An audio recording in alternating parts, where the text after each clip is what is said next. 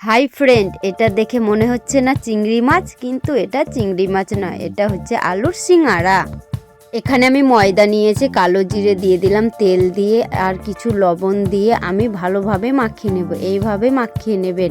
এবার অল্প জল দিয়ে এইভাবে একটা ডো বানিয়ে নেব। সেটা আমি রুটির মতো বেলে নিচ্ছি। এইভাবে বেলে সবকটা আমার এই বেলা হয়ে গেল। আমি থালাতে রেখে দিলাম।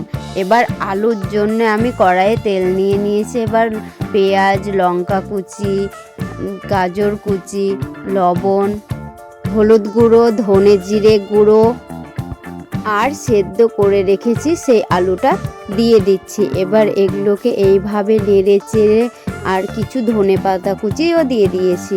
এবার এই রুটিগুলো এইভাবে কাট করে নেব চাকুর সাহায্যে। এবার আলুগুলো আমি এইভাবে লম্বা করে শেপ দিয়ে দিয়ে এই ধারে ধারে জল দিচ্ছি, যাতে যখন ভাজবো তখন এগুলো খুলে না যায়। এভাবে একবার উল্টে দিলাম। এবার এগুলো গোল রোল করে নেব।